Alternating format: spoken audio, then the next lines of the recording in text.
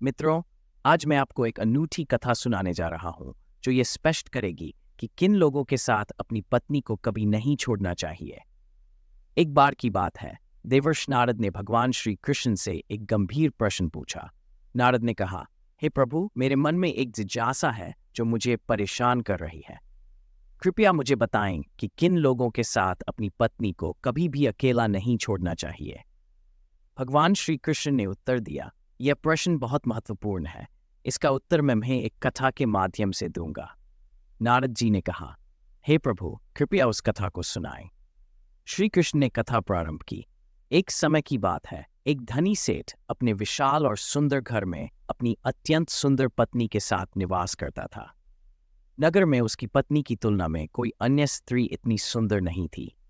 उनके घर के आंगन में एक वृद्ध चिड़िया ने अपना घोंसला बनाया था। सेठ और उसकी पत्नी उस चिड़िया की अच्छी देखभाल करते थे और उसे प्रतिदिन भोजन प्रदान करते थे।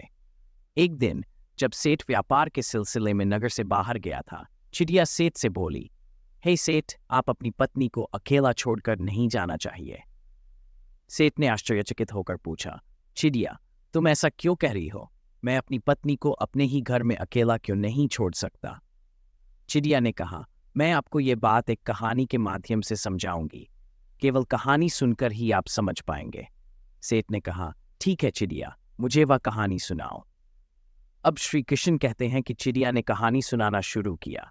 उसने कहा, सेठ जी, आप ध्यान से सुनिए और जो बातें मैं आपको बताऊंगी उन्हें याद रखिए।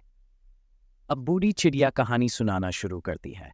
एक राज्य में महाराज देव सिंह नामक एक राजा राज्य करते थे। वे बहुत ही सनकी और क्रूर राजा थे। एक बार वे जंगल में भ्रमण पर गए और वहां उनकी मुलाकात एक संत महात्मा से हुई। राजा देव सिंह साधुओं पर बहुत विश्वास करते थे और संत को देखकर उनकी जिज्ञासा बढ़ गई। राजा ने संत से पूछा, हे संत, मेरी रानी गर्भवती है। क्या आप बता सकते हैं कि मेरी रानी के गर्भ से पुत्र होगा या पुत्री? संत ने कहा, मैं ये नहीं बता सकता कि पुत्र होगा या पुत्री, लेकिन मैं ये जरूर कह सकता हूं कि अगर तुम्हारी रानी ने पुत्री को जन्म दिया तो तुम्हारा सर्वनाश हो जाएगा। राजा की ये बात सुनकर बहुत चिंतित हो गया। उसे डर था कि अगर रानी ने पुत्री को जन्म दिया तो उसकी जान को खतरा हो सकता है। राजा ने घर लौटकर रानी से कह दिया कि अगर तुम्हारी कोख से पुत्री का जन्म हुआ तो मैं तुम्हें और उस पुत्री को मरवा दूंगा। राजा के क्रूर आदेश से रानी डर गई। वह भगवान से रोज प्रार्थना करने लगी कि उसकी कोख से पुत्री का जन्म न हो, नहीं तो राजा उसे मरवा देगा। भगवान की कृपा से रानी ने पहले एक पुत्र को जन्म दिया, जिसे देखकर राजा भी और रानी भी प्रसन्न हुए। राजा इस बात से खुश था कि उसे पुत्री नहीं मिली और रानी इस बात से खुश थी कि राजा ने पुत्री की हत्या का आदेश नहीं दिया। कुछ समय बाद जब रानी ने फिर से गर्भधारण किया और बच्चा जन्म के समय पर था, राजा को किसी महत्वपूर्ण काम से दूसरे राज्य जाना पड़ा। जाते समय राजा ने रानी से कहा, अगर तुम्हारे गर्भ से पुत्री का जन्म हुआ तो उसे सैनिकों से मरवा देना। मैं पुत्री का चेहरा नहीं देखना चाहता। इतना कहकर राजा चला गया और रानी को चिंता हो गई। कुछ महीनों बाद रानी ने एक पुत्री को जन्म दिया। रानी ने सोचा, अब राजा के आदेश के अनुसार मुझे अपनी बेटी की हत्या करनी होगी, लेकिन मैं एक माँ हूं, मेरे लिए बेटा और बेटी दोनों समान हैं। रानी रोने लगी और भगवान से कहने लगी, हे भगवान, आपने मुझे पुत्री क्यों दी? कन्या हत्या का पाप बहुत बड़ा होता है। एक पुत्र पापी हो सकता है, लेकिन एक माँ कभी भी कुमाता नहीं हो सकती। रानी अब गहरी दुविधा में थी। उसके आंसू देखकर दाई ने पूछा, राजमाता, आपके आंखों से आंसू क्यों बह रहे हैं?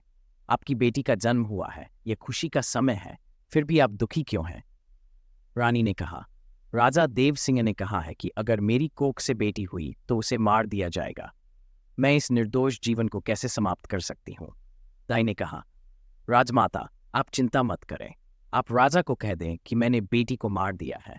मैं सबके सामने नाटक करूंगी कि उसे मरवा दिया है, लेकिन सच में मैं उसे अपनी बेटी की तरह पालूंगी।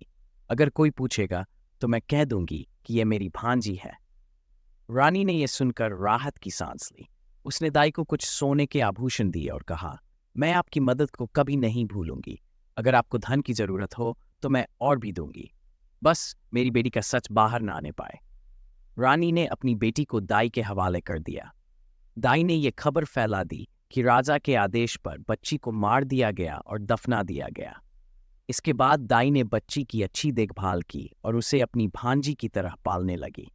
जब राजा देव सिंह लौटे तो उन्हें बताया गया कि रानी ने बेटी को जन्म दिया, जिसे उनके आदेश के अनुसार मार दिया गया है। राजा को यह सुनकर खुशी हुई। कुछ समय बाद राजा ने देखा कि दाई के घर के बाहर एक सुंदर कन्या बाल सुखा रही है। राजा ने मंत्री से पूछा, यह सुंदर कन्या कौन है? उसकी सुंदरता ने मुझे मोहित कर दिया है। मंत्री ने पता लगाया और राजा को बताया कि वह कन्या दाई की भांजी है। राजा को रात भर नींद नहीं आई और उसने कहा, उस कन्या की सुंदरता ने मेरी नींद उड़ा दी है। मैं उससे शादी करना चाहता हूं। राजा के आदेश पर मंत्री और सैनिक दाई के घर पहुंचे और कन्या के साथ राजा की शादी की बात की। राजा के विवाह प्रस्ताव को सुनकर दाई घबरा गई। उसने सोचा, हे भगवान, ये कैसी मुसीबत आ गई। ये लड़की तो राजा की अपनी बेटी है और राजा को इस बात का पता नहीं है। उसी समय बूढ़ी माँ ने राजा के प्रस्ताव को मना कर दिया और कहा, मैं गरीब हूं, ये मेरी भांजी है, वह राजा के लायक नहीं है। कृपया इस बात पर दोबारा मेरे पास मत आइए। मंत्री ने कहा, तुम कितनी बेवकूफ हो। राजा के साथ शादी का मौका मिल रहा है और तुम मना कर रही हो। ये तो तुम्हारे लिए सौभाग्य की बात है। लेकिन बूढ़ी औरत ने फिर भी शादी से मना कर दिया। जब वह नहीं मानी तो मंत्री ने जाकर राजा को सारी बात बताई। राजा को बहुत गुस्सा आया और उसने आदेश दिया कि बूढ़ी औरत को दरबार में लाया जाए। सैनिकों ने उसे पकड़कर दरबार में लाया, जहां उसे कोड़े मारे गए। दर्द से तड़पकर बूढ़ी औरत ने सच्चाई बता दी। महाराज, ये लड़की आपकी ही बेटी है।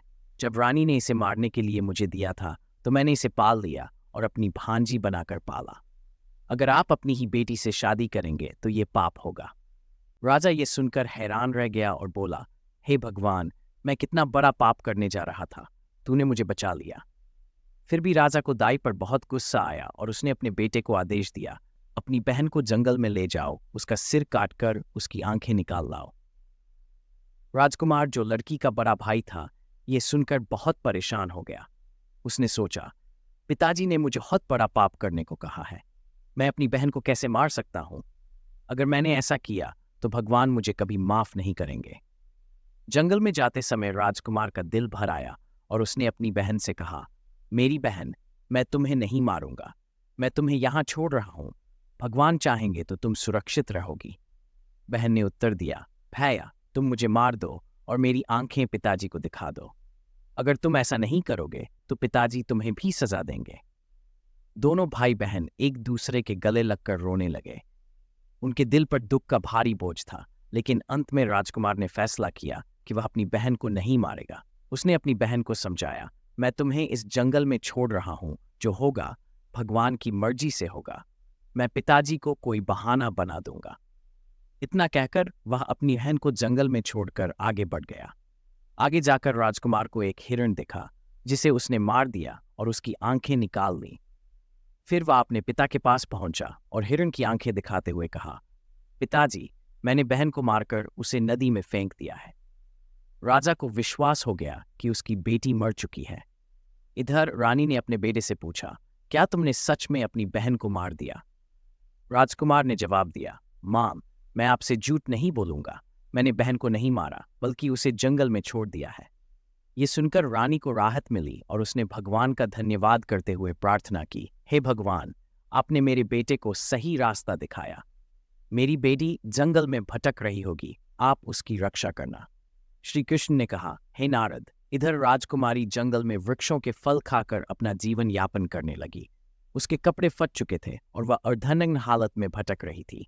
वह घनी झाड़ियों में छिपकर रात बिताती थी। एक दिन दूसरे राज्य के राजा सुधर्मा शिकार के लिए उसी जंगल में आए। जब राजकुमारी फल तोड़ रही थी तो उसने घोड़ों की आवाज सुनी और छिप गई। राजा सुधर्मा उसी पेड़ के नीचे आराम करने लगे जहां राजकुमारी छिपी थी। राजा की नजर झाड़ियों में गई तो उन्होंने वहां एक आकृति देखी और पुकारा, कौन है वहां? बाहर आओ, तुम्हें कोई नुकसान नहीं होगा। राजकुमारी ने कहा, मैं एक दुखी स्त्री हूं, मेरे कपड़े फट चुके हैं, यदि आप मुझे वस्त्र देंगे तो मैं बाहर आऊंगी। राजा ने उसे एक चादर दी, जिसे ओढ़कर वह बाहर आई। उसकी सुंदरता देखकर राजा ने सोचा कि वह रानी बनने योग्य है। उन्होंने उसे अपनी रानी बनाने का प्रस्ताव दिया, जिसे राजकुमारी ने स्वीकार कर लिया। श्री कृष्ण आगे कहते हैं, जैसे डूबते को तिनके का सहारा होता है, वैसे ही राजकुमारी को राजा सुधर्मा का सहारा मिला। राजा उसे अपने घोड़े पर बिठाकर अपने राज्य में ले आए। सबसे पहले वह अपने पिता के पुराने मंत्री के घर गए और राजकुमारी को वहां छोड़ दिया। राजा ने मंत्री से कहा, काका, इसे अपनी बेटी समझो। मैं इससे विवाह करूंगा, लेकिन मैं नहीं चाहता कि लोग ये कहें कि राजा किसी लड़की को भगाकर लाया है। कल मैं विधिवत इस लड़की का रिश्ता मांगने आऊंगा और शादी करके इसे महल ले जाऊंगा। उस मंत्री ने राजा से कहा, हे महाराज, यह आपकी अमानत है और अब यह मेरी पुत्री समान है। जब भी आपका मन हो, आप इसे विवाह करके इसे अपने महल में ले जा सकते हैं। तब तक मैं इसका अच्छे से ख्याल रखूंगा। कुछ समय बाद राजा के सेनापति और मंत्री ने बूढ़े मंत्री के घर जाकर राजकुमारी का हाथ मांगा और जल्द ही उनका विवाह हो गया। विवाह के बाद राजकुमारी राजा सुधर्मा की पत्नी बनकर महल में आ गई और दोनों बेहद प्रसन्न रहने लगे। राजा ने कभी अपनी पत्नी के अतीत के बारे में नहीं पूछा और उन्होंने सुखद रूप से 2 वर्ष बिताए। इस दौरान रानी ने एक पुत्र को जन्म दिया और राजा बेहद खुश हुआ। एक दिन राजा ने रानी से उसके कुल और अतीत के बारे में पूछने का प्रयास किया, पर रानी ने बात टाल दी। कुछ समय बाद जब रानी ने दूसरे पुत्र को जन्म दिया तो राजा ने फिर से वही प्रश्न किया। इस बार रानी ने अपने अतीत की बातें बताने का निश्चय किया, क्योंकि उसे लगा कि राजा उससे सच्चा प्रेम करते हैं। उसने अपने जीवन की दुखभरी दास्तान राजा को सुनाई। राजा ने उसकी कहानी सुनकर उसकी व्यथा को समझा और उसकी आंखों में आंसू आ गए। राजा ने रानी से वादा किया कि वह उसे उसके पिता से मिलाने ले जाएगा। लेकिन अगले दिन राजा को किसी महत्वपूर्ण कार्य के कारण दूसरे राज्य जाना पड़ा। इसलिए उसने अपने मंत्री और सेनापति को आदेश दिया कि वे रानी और दोनों बच्चों को लेकर उसके ससुराल राजा देव सिंह के राज्य की ओर रवाना हों। राजा ने वादा किया कि वह जल्द ही उनके साथ आ मिलेगा। यात्रा के दौरान जब शाम ढल गई तो सेनापति और मंत्री ने एक जगह रात्रि विश्राम के लिए तंबू लगाने का निर्णय लिया। राजकुमारी का तंबू मंत्री के पास लगाया गया। राजकुमारी ने मंत्री से निवेदन किया कि वह अपना तंबू दूर लगाएं, लेकिन मंत्री ने अपने इरादे स्पष्ट नहीं किए। आधी रात को वह मंत्री राजकुमारी के शिविर में घुस आया और उसके साथ जबरदस्ती करने का प्रयास किया। राजकुमारी ने अपने पुत्र को मंत्री के सामने खड़ा कर उसे भगवान और पुत्र की दुहाई दी, लेकिन मंत्री पर कोई असर नहीं हुआ। उसने निर्दयता से राजकुमारी के पुत्र का सिर काट दिया। अपनी इज्जत बचाने के लिए राजकुमारी ने बहाना बनाया कि उसे बाहर जाना है और फिर वह जंगल की ओर भाग गई। अगले दिन वह वापस आई तो उसने देखा कि उसका पुत्र मारा जा चुका था। अपने दुख को सहते हुए राजकुमारी और बाकी यात्रा आगे बढ़ी। रास्ते में जब एक और पड़ाव हुआ तो इस बार सेनापति ने वही करने का प्रयास किया। उसने भी रानी के छोटे बेटे की हत्या कर दी। दुख और निराशा से घिरी रानी ने नदी में कूदकर आत्महत्या का प्रयास किया, पर 2 योगियों ने उसे बचा लिया। योगियों ने रानी को अपने गुरु के पास ले जाने का निश्चय किया, जिन्होंने रानी की दास्तान सुनकर उसे अपनी बहन के रूप में स्वीकारा। रानी अब उनके आश्रम में सुरक्षित थी। कुछ समय बाद रानी को पता चला कि वह अपने पिता के राज्य में है। उधर राजा सुधर्मा जब अपने मंत्री और सेनापति से मिला तो उन्होंने रानी के बारे में झूठ बोलते हुए कहा कि वह एक डायन थी जिसने अपने बच्चों को मार दिया और भाग गई। राजा ने उनकी बातों पर विश्वास कर लिया। राजा सोचने लगा कि अगर कोई झूठ बोलेगा तो सिर्फ एक ही बोलेगा, दूसरा क्यों बोलेगा। अब वह तय कर चुका था कि वह अपने दामाद राजा देव सिंह के राज्य में जाएगा। सभी लोग राजा देव सिंह के राज्य की ओर चल पड़े। दूसरी ओर राजा सुधर्मा अपनी पत्नी के पिता के पास जाने के लिए अपने सेनापति और मंत्री के साथ तैयार हो गया। राजकुमारी ने अपने 6 भाइयों, जो योगी के रूप में थे, से कहा, तुम सभी राजा के पास जाओ और उन्हें बताओ कि अगर वे किस्सा सुनना चाहें तो हमारी बहन इसे सुना सकती है। अगर राजा किस्सा सुनना चाहेंगे तो हमें दरबार में बुलाएंगे। राजकुमारी को पता था कि उसके पिता को किस्से सुनना बहुत पसंद है। उस दिन 6 योगी भिक्षा मांगने के बहाने राजा देवसिन्हा के दरबार में पहुंचे और राजकुमारी की बात राजा के सामने रखी। राजा ने योगियों की बात सुनकर उन्हें तुरंत मंजूरी दे दी। अगले दिन योगी अपनी बहन को लेकर राज दरबार में पहुंचे। उस समय राजकुमारी योगियों के भेष में थी, इसलिए कोई उसे पहचान नहीं पाया। जब उसने दरबार में किस्सा सुनाना शुरू किया तो सभी लोग ध्यान से सुनने लगे और राजा को कहानी बहुत पसंद आई। राजा ने उसे बहुत सारा इनाम भी दिया। योगियों ने कहा, महाराज, जब भी आपको किस्सा सुनने का मन हो, हम अपनी बहन को लें। धीरे धीरे उन सन्यासियों के दिन बदल गए। पहले वे नगर नगर जाकर भिक्षा मांगते थे, लेकिन अब राजा से उन्हें इतना धन मिल जाता था कि कहीं और मांगने की जरूरत नहीं थी।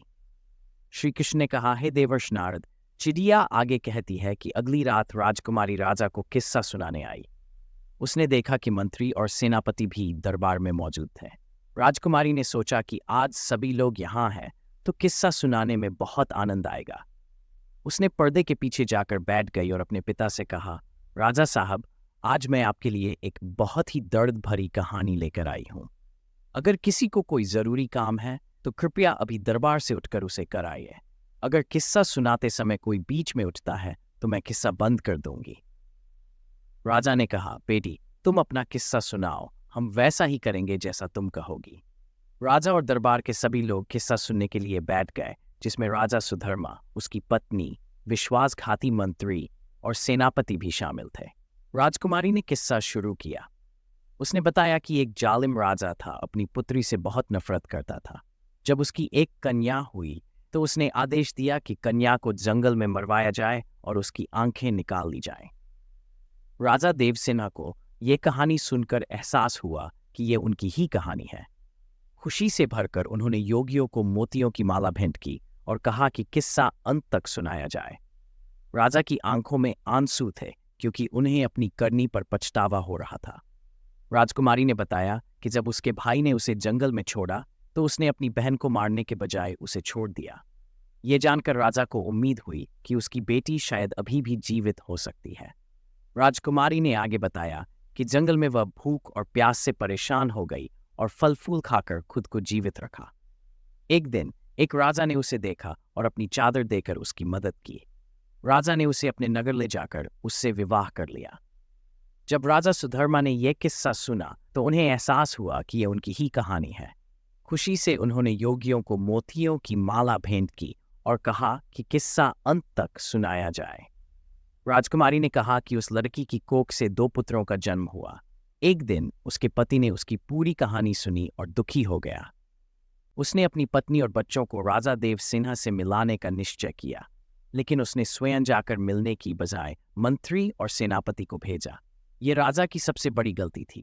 श्री कृष्ण ने कहा, हे देवर्ष नारद, चिड़िया आगे कहती है कि कोई भी कितना भी सगा क्यों न हो, अपनी जवान बहन या बेटी को किसी अन्य पर भरोसा करके उसके साथ नहीं भेजना चाहिए, चाहे वह कितना भी वफादार क्यों न हो। जब वासना हावी होती है तो सारी वफादारी धरी की धरी रह जाती है। स्त्री पुरुष के लिए आकर्षण का केंद्र होती है और यदि वह अकेली किसी पुरुष के पास जाती है तो उसके मन में काम रूपी विचार आ ही जाता है। राजकुमारी ने कहा कि राजा ने अपनी पत्नी और बच्चों को मंत्री और सेनापति के साथ भेजा। यात्रा लंबी थी और सूर्यास्त के समय उन्होंने वहीं रुकने का निर्णय लिया। मंत्री ने अपना तंबू रानी के तंबू के पास लगाया, जिसे रानी ने विरोध किया, लेकिन मंत्री ने नहीं माना। रात्रि में मंत्री ने रानी के साथ दुष्कर्म की कोशिश की, लेकिन रानी ने विरोध किया और अपने धर्म की रक्षा के लिए जंगल में भाग गई। उसने रात भर जंगल में बिताई और मंत्री ने राजा के बेटे का भी सिर काट दिया। दूसरे दिन मंत्री ने राजा के दरबार से उठने का बहाना बनाया। राजा ने उसे डांट कर बैठा दिया। फिर अगले दिन सेनापति ने भी रानी के छोटे बेटे की हत्या कर दी। रानी ने अपनी जान बचाकर भाग निकली और एक नदी में कूद गई। उस नदी में बहते हुए रानी 6 योगियों के पास पहुंची। योगियों ने उसे अपनी पत्नी बनाना चाहा, लेकिन उनके गुरु ने समझाया कि ऐसा पाप होगा। गुरु के समझाने पर योगियों ने रानी को अपनी बहन के रूप में स्वीकार कर लिया। वे उसे रोज राजा के दरबार में ले जाने लगे। कहानी सुनाने के बाद राजकुमारी पर्दा हटाकर राजा के सामने आ गई। राजा देवसिंह ने अपनी बेटी को पहचान लिया और राजा सुधर्मा ने अपनी पत्नी को देखकर बहाए। राजा सुधर्मा को खुशी हुई था, लेकिन अपने पुत्रों की मृत्यु का दुख भी था। राजा सुधर्मा ने मंत्री और सेनापति को दंड देने का निर्णय लिया और उनके सिर काट दिए। राजा देव सिन्हा ने अपनी बेटी को गले लगा लिया और अपने किए की माफी मांगी। बेटी ने अपने पिता को माफ कर दिया। श्री कृष्ण ने कहा, हे देवर्ष नारद, इस प्रकार राजकुमारी अपने पति के साथ कुछ दिन अपने पिता के घर पर रही। फिर राजा सुधर्मा अपनी पत्नी को लेकर अपने नगर लौट आया और खुशी से जीवन बिताया। कुछ समय बाद रानी ने 2 बेटों को जन्म दिया और उनकी खोई हुई खुशी लौट आई। भगवान श्री कृष्ण कहते हैं कि अगर भगवान किसी के पक्ष में हो तो कोई उसे नहीं हरा सकता। मृत्यु, जीवन, मरण विधाता के हाथ में होते हैं, इंसान के हाथ में नहीं। मित्रों, आपको यह कहानी कैसी लगी? कृपया कमेंट सेक्शन में अवश्य बताएं।